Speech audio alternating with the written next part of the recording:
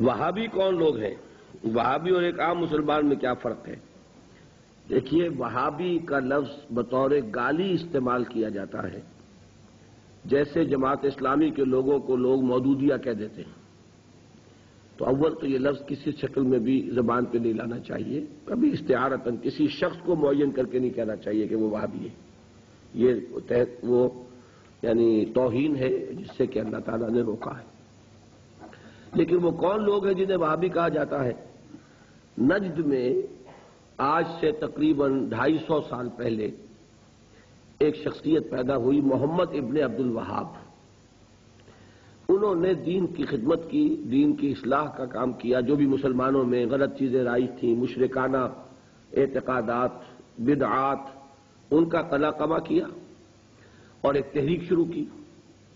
اس کا پھر معاہدہ ہو گیا آل سعود کے ساتھ کہ آل سعود ایک ابھرتا ہوا قبیلہ تھا یہ، تو ان دونوں کا معاہدہ یہ ہو گیا کہ ہم مل جل کر کام کرتے ہیں، اگر حکومت کو ہم قائم کر لیں تو اس کی حکومت، اس کا انتظام جو ہے دنیاوی وہ آل سعود کے پاس رہے گا، اور اس کے دینی معاملات جو ہیں وہ آل شیخ کہلاتے ہیں، وہ اب شیخ محمد بن عبد الوہاب کے خاندان کے پاس۔ اس طرح یہ سعودی ڈائنیسٹی شروع ہوئی۔ پہلے نجد میں حکومت بنی، پھر انہوں نے حجاز کو بھی فتح کر لیا تو حرمین شریفین بھی انہی کے زیر انتظام آ گئے۔ تو یہ جو ایک سلسلہ چلا ہے، تو اب ان میں محمد ابن عبد الوہاب رحمۃ اللہ علیہ نے جہاں بہت اچھے کام کیے، وہاں ایک پہلو ایسا بھی تھا جس پہ اختلاف پیدا ہوا۔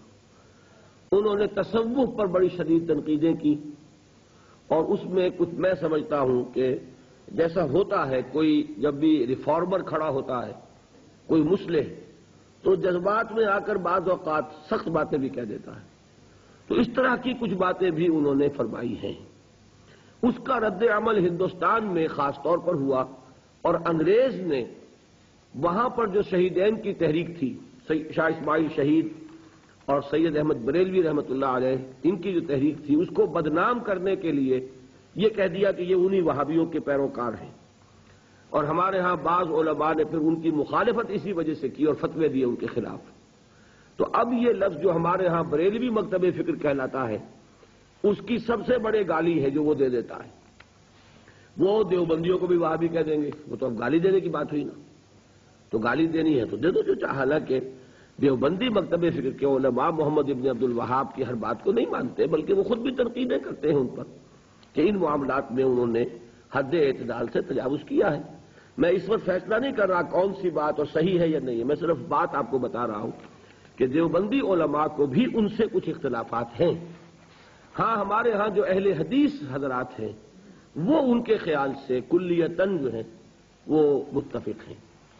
اب ہمارے ہاں کیا ہوتا ہے کہ جس کو بھی بدنام کرنا ہو عوام کی نگاہوں میں، اسے کہہ دو وہابی ہے، اس کا ایک لطیفہ بھی بیان ہوتا ہے، جبکہ ہندو بھی تھے۔ اور ہمارے پاکستان میں کہتے ہیں کہ ایک جگہ پر کوئی بنیا تھا، وہ مولوی صاحب جو تھے وہ اس سے سودا لیتے رہتے تھے قرض پر۔ ایک موقع پہ آ کے بنیے نے کہہ دیا کہ مولوی صاحب اب آپ کو میں سودا مزید نہیں دوں گا، پہلا حساب چکا دیجیے۔ تو انہوں نے واعظ میں کہہ دیا کہ فلاں شخص سے شنکر لال سے اب سودا نہ لو مسلمانوں، وہ وہابی ہو گیا۔ لوگوں نے اس کا بائیکاٹ کر دیا، تو اس نے ہاتھ جوڑ دیا آ کر۔ تو وہابی اس معنی میں اب گالی کے طور پر لفظ استعمال ہو رہا ہے۔ اللہ تعالیٰ مجھے اور آپ کو اس سے بچائے۔